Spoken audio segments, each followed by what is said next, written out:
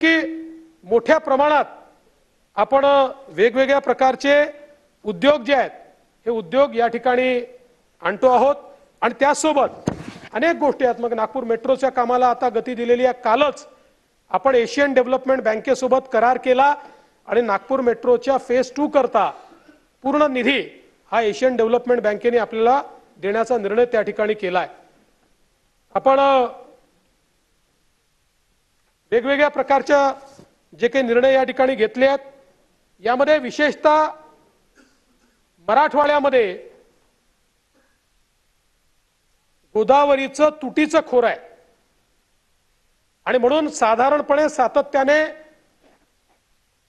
मराठवाड्यात दुष्काळही पाहायला मिळतो आणि त्याच वेळी उत्तर महाराष्ट्र आणि मराठवाडा अशा प्रकारचा एक वादही आपल्याला पाहायला मिळतो। हा वाद जर दूर करायचा असेल तर अर्थातच आपल्याला तुटीच्या खोऱ्यामध्ये त्या ठिकाणी पाणी आणावं लागेल आणि म्हणून त्याचाही निर्णय आपण घेतला आणि 54 टीएमसी पाणी हे वेगवेगळ्या योजनांच्या माध्यमातून गोदावरीच्या खोऱ्यामध्ये आणून त्या ठिकाणी दमणगंगा वैतरणा गोदावरी नदीजोड प्रकल्प असेल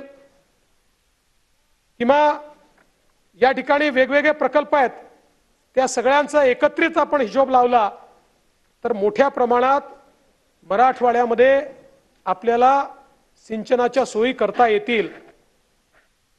आज जवळपास उल्हास खोऱ्यातलं 54 टीएमसी पाणी या वेगवेगळ्या योजनांच्या माध्यमातून आपण या ठिकाणी आणतो आहोत।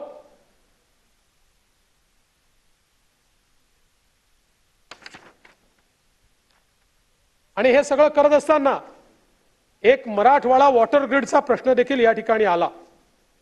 खरं म्हणजे 2018 साली आपण इस्रायलच्या मेकोरोट डेव्हलपमेंट अँड एंटरप्राइजेस कंपनी जी इस्रायलची सरकारी कंपनी आहे यांना मराठवाडा वॉटर ग्रिडचं काम दिलं होतं। त्यांनी आपल्याला 6 सविस्तर अभ्यास अहवाल दिले होते, 10 प्राथमिक संकल्पना अहवाल त्यांनी दिले होते आणि जवळपास 8 प्राथमिक संकल्पना अहवाल त्यापैकी त्यांनी आपल्याला दिले आणि मग आपण मराठवाडा वॉटर ग्रिड ची संकल्पना त्या ठिकाणी मांडली आणि त्यातल्या एका जिल्ह्यातलं काम देखील आपण सुरू केलं होतं। 8 जिल्ह्यांच्या कामांना तत्वता मान्यता देखील आपण त्या ठिकाणी दिली होती।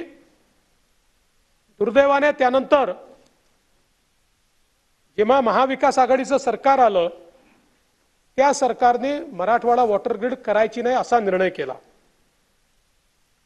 हा निर्णय जयंतराव याकरता दुर्दैवी होता की आपल्याला काहीच करायचं नव्हतं, सगळा पैसा केंद्र सरकार देणार होतं। केंद्र सरकारने आपल्याला सांगितलं होतं जलजीवन मिशनच्या अंतर्गत तुम्ही आम्हाला डीपीआर पाठवा। आपण अनेक राज्यांनी हे केलं।